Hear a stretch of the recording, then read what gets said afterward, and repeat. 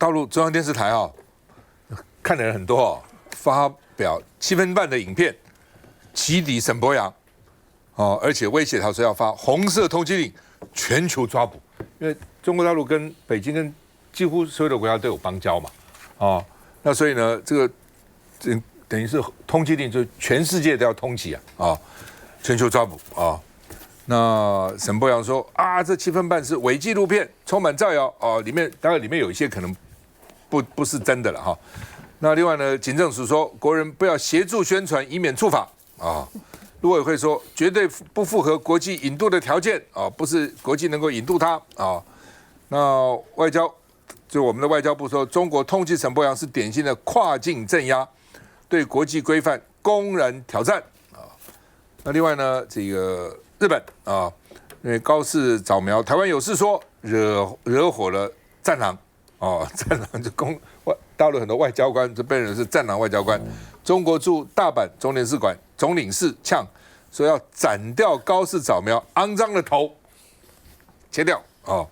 那日本当然也抗议了因为呢这个它叫削剑，你看这个名字就充满了杀气。台湾有事就是日本有事的说法是愚蠢的死亡之路。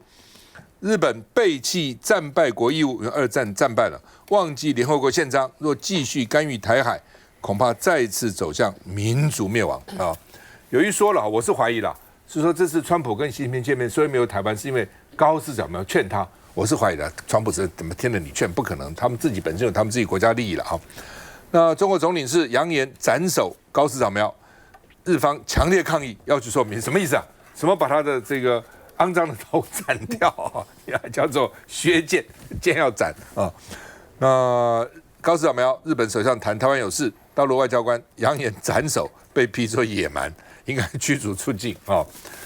我记得上次他们驻法国的大使也是，法国有些国会议员说要来台湾，他们就骂，就搞得法国很生气高市早苗说，台湾有事属于最坏的情境的假设，而且我没有要撤回发言我总是有各种假定嘛那这是最坏的假定那台湾有事说也被认为说是轻率，日本的媒体也说可能外交跟大陆外交的冲突可能会升温可能会升温那日本的前首相鸠山由纪夫说，台湾问题是中国内政，日本不应该介入，所以日本看起来有不同的看法。我们看一下。自上个月中共重庆公安对民进党立委沈伯洋立案调查后，对岸又有最新动作。官媒央视8日晚间播影片说要起底台独沈伯洋。赴美留学前，他本是个名不见经传的补习班老师，没想到回来之后摇身一变，被民进党奉为座上宾，成了不分区立委的男性第1名。沈伯洋通过发起建立台独分裂组织、黑心学院等方式，大肆的宣扬台独分裂谬论，声称沈伯洋从事所谓的分裂国家犯罪，积分多重的专题报道，重点在找了法律学者说，不排除发布全球通缉令，在全球范围内对他进行抓捕。通过跟其他国家的刑事司法合作，我们都可以开展各种跨境的携手也抓捕了一大批的境外潜逃的这种犯罪嫌疑人、被告人回国。你们最近做这个习近平的影片，搞不好都还没有7分半钟所以呢，我还是警告央视了认真做你们的内宣就可以了。台湾跟中国是一边一国，台湾跟中国两边就是互不隶属，不要妄想用罗织罪迷的方式把你们的手伸到我们台湾来。警政署则表示，我国言论自由为人民基本权利，法律均给予最大限度保障，将持续以最严谨态度维护国民安全和尊严，确保人民不因言论或思想而遭受跨国威胁。只是网络上近日流传各种假讯息，例如有对岸网站说，因为沈伯洋搞分裂，所以儿子留学瑞士被拒收，但问题是沈伯洋只有一个女儿，没有儿子。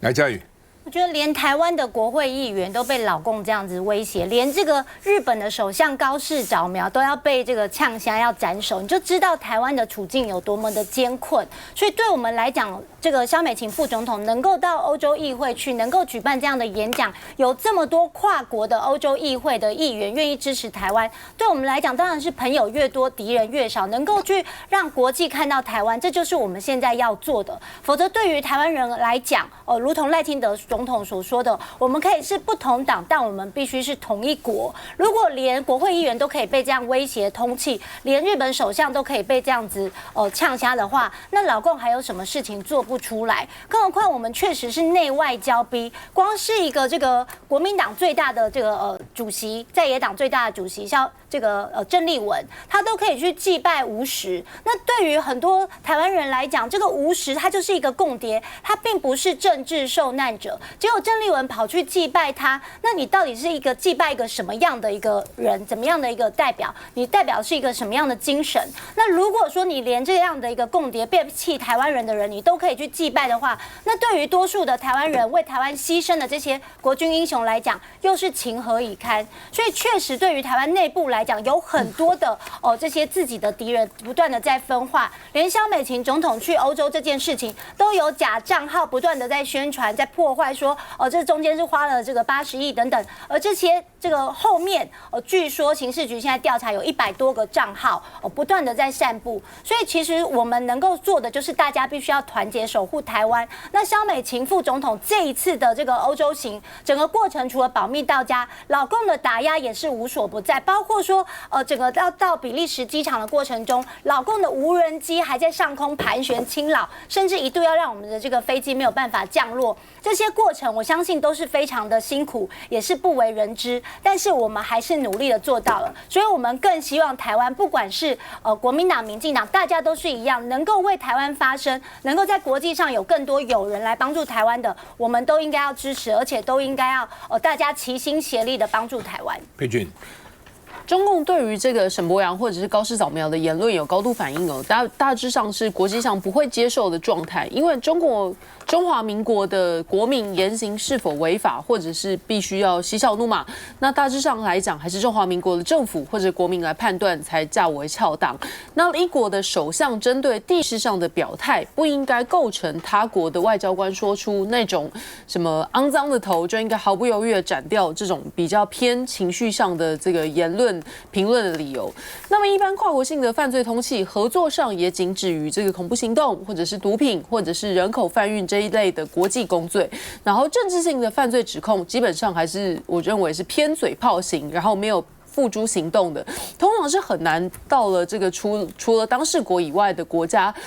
配合侦办或者是逮捕的。那就沈伯洋被中共针对的这件事情，我认为某方面来说的话，基本上是帮了他，但是也害了民进党。因为过去的1-2年，他为了这个逢中必反而提出了很多的无稽之谈言论，包括这个与家族的之间的生意往来，这言行不一，已经成了民众嘲笑的这个画饼。那包括看 A 片会被统战，然后黑熊学院等等的这些，还有淘宝货，那使用大疆无人机，成天喊着自己被中共监控，但是拿不出半点的具体证据等等这些事情，我想是连民进党的稳健派都觉得沈伯洋已经变成了一个民进党的负担，那希望疏远他或者是边缘化他的言论。那现在中共特别点名他是分裂国家罪的第一要犯，我们当然不分党派立场都要反对这个中共这种捞过界的政治办案，但另外一方面也表示，这个民进党大破口会继续站在媒体的焦点下，但是这个他们民进党内的同志也不敢随便贸然的切割它，就是这种奇异的两极的状况了。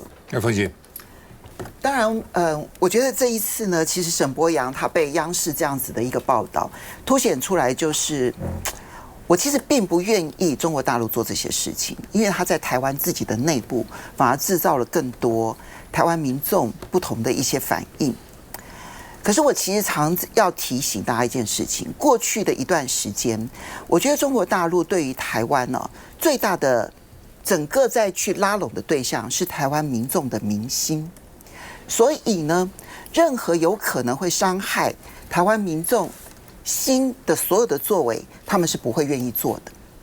但我觉得最近这几年，中国大陆已经认为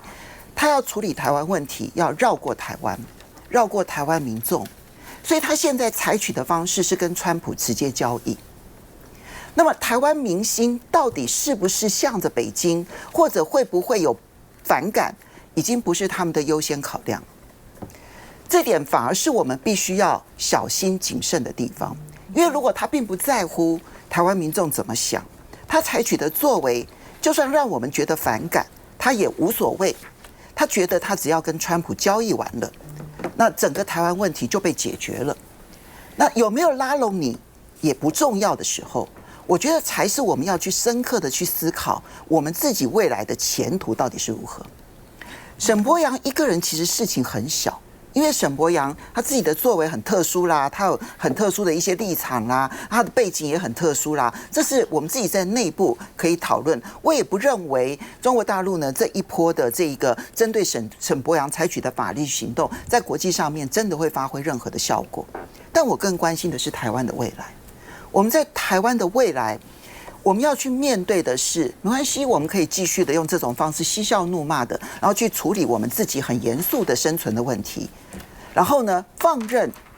川普跟习近平把台湾问题去交易，那交易的结果会真的符合我们台湾人未来最好的安排吗？我觉得我们要去深刻的去思考的，反而是这件事情，而并不是我们嬉笑怒骂完了，好棒哦，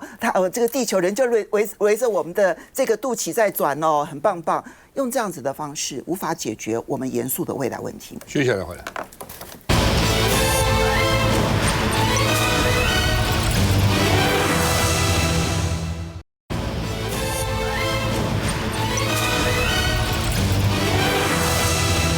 好吧，现在有毒鸡蛋哦，之前才什么非洲猪瘟，现在搞出毒鸡蛋哦。那彰化卫生局查到的哦，说呢这个反正有一个养鸡场了哈，那这个蛋他们检查出中间可能有这个就芬普尼，就是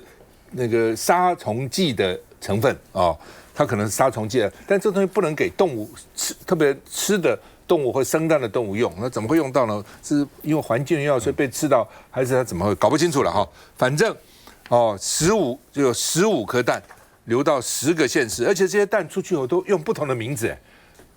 有的用这个名字，有那个名字，有的就卖得很好，有的卖得就不好，可见取名蛮重要的。有的卖得很好啊，那10万颗所以已经通知其他县市的卫生局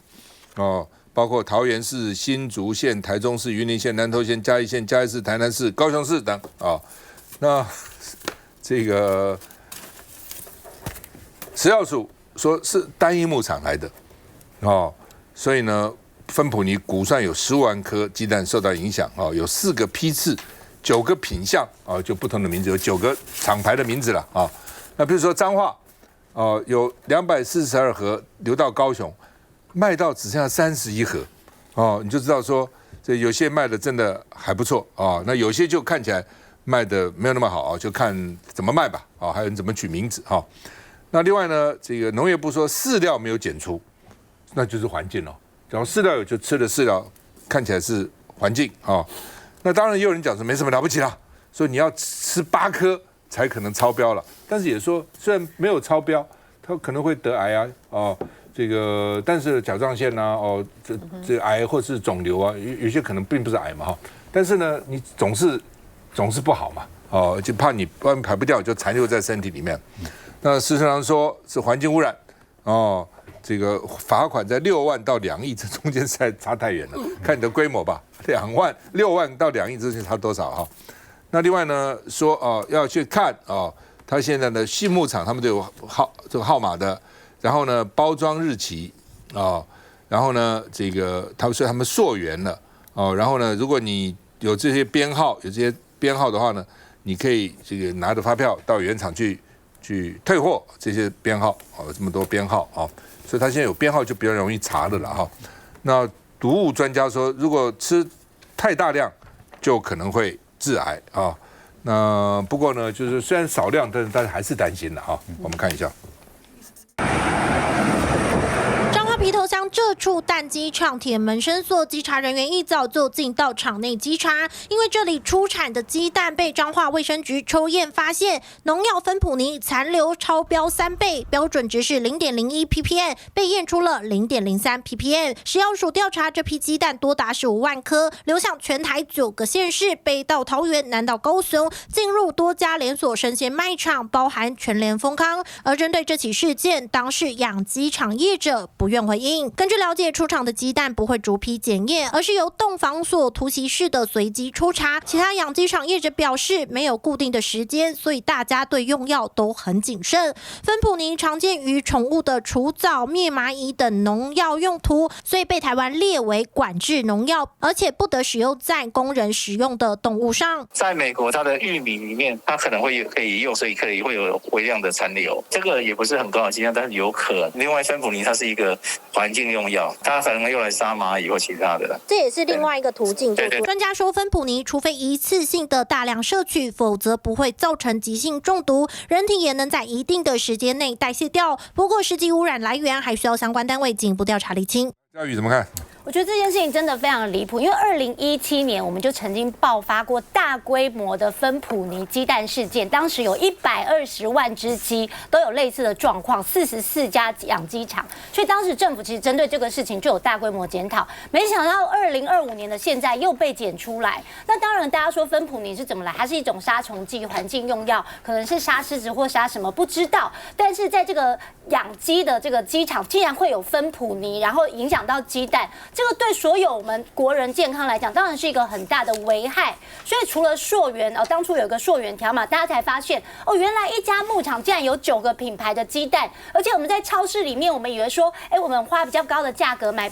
鸡蛋应该会比较好，结果没有，它跟比较便宜的鸡蛋都是同一家牧场。我觉得光是这个定价还有这个来源的方式，我觉得政府都应该好好的管一管。而且你去超市看，它写着冻福鸡的那个鸡蛋专区，里面大部分都不是冻福蛋，然后它也摆在冻福蛋的专区，所以消费者的权益完全被忽视之外，这一次这个大卖场这个连锁的这个全联，它最主要的问题为什么被高雄市卫生局开罚？因为高雄市卫生局去稽查发现说，你架上还有31盒，然后跟他讲说，你除了要下架之外，你要主动通知消费者，结果他完全没有通知消费者，隔天卫生局再去看，你怎么没有通知消费者，才给他开罚？但是罚6万到2亿，到底你要罚多少？大家现在正在问嘛。那另外就是说，如果全联是这种态度，当初他这个电子支付，每一个消费者你都有资料的时候，你就可以主动告知或发简讯等等，让大家知道，至少我知道说这个鸡蛋有问题，我可以立刻停止食用。但你用一种无关紧要的态度，让消费者买到有毒的鸡蛋，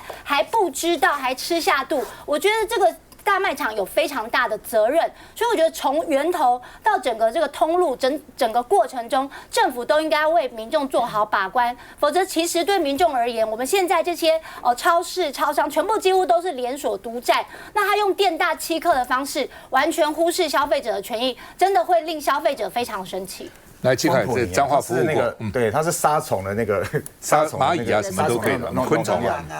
那个跳蚤啊，跳蚤最用这个，那它本来就不能够进入那个食物链啊。结果现在发现是什么？有可能是饲料了，有可能是环境这个污染，也有可能是动物用药的时候出现的。那现在问题出在什么地方？其实跟他讲，这次还好啊，这是那个彰化的那个卫生局检查出来。叶彦博他很厉害，他长久他本来是医生他不当医生，他长久在这个彰化当卫生局的这个局长。这个很棒一个人，他是等于是在抽验的市售鸡蛋的时候发现的，算是比较早一步。可是大家提醒一下，如果现在鸡蛋吃太多，刚刚赵大哥讲那个什么巴科是吧？他那个影响巴科会超标，他那个影响有多大？你如果长期吃或者吃太多，它是不会马上中毒，可是你有长期吃它会影响到什么？肝呐、肾啊，甚至整个神经系统。像那个赵大哥，我听说你喜欢吃蛋，对不对？你是不是都煎10几颗，对不对？你说一次吃太多。所以这段时间老讲蛋，可能大家少吃一点点。好，大概不会了，只要不吃那个就好了，其他没关系了。不要吃太多了。以前都说吃蛋黄什么对胆固醇，现在说也没影响了。不是啊，其他的蛋农怎么办？其他蛋没有问题。我跟赵大哥刚才谈，就是说蛋以前大家认为说好像吃太多对身体不好，现在不会了。现在吃蛋都是没有问题。或者是说这段时间你要注意一下，就不要好这个现在已经我看那个批号出来了嘛，就只要到市面上去一段时间把它查清楚。那另外特别提醒一下。现在看起来是食安在连环爆。前几天你看台中那个非洲猪瘟那个现在看起来出了问题在什么地方？就那个厨余可能根本就是没有蒸煮，它是要蒸煮1个小时，而且要超过90度摄氏90度。那现在看起来就是没有，还要搅拌嘛哈，所以它那个整个那个过程里面有问题。那我现在连环爆这件事情，中央跟地方都要非常注意，因为食安关系到每个人健康。主要是就是说。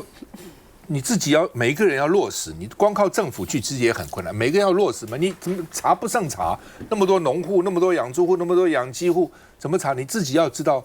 否则真的查出来，你害人害己嘛，你自己也受到很大的影响。像台中那个无情的养猪户，几百头猪也都杀掉了，不很可惜吗？他自己变成有一点好像等于是这个什么都没有了。那这养鸡户也是啊，15万个蛋，对不对？你何必呢？所以叫你注意的是，你就要注意嘛，否则你不要以为说我侥幸啊，东窗不会事发，碰到你就摔倒了嘛，真的是这样子、啊。我当然是要去买哈，要多吃多吃，不要吃太多就好了，还是要吃。我提一下哈，我觉得刚才齐哥讲一句话，我觉得很好了，就是说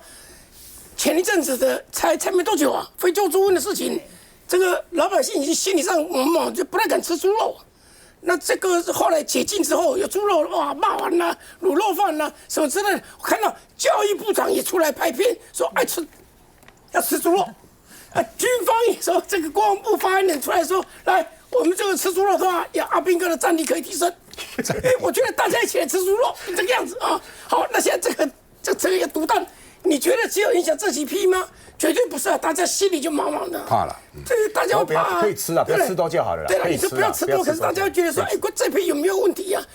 这再来，你刚刚讲那几批，这个现在来讲是大卖场在卖的啊，我们去大卖场买，这里面到底会不会中标，就马不让摘呀？说不定过2天，哎，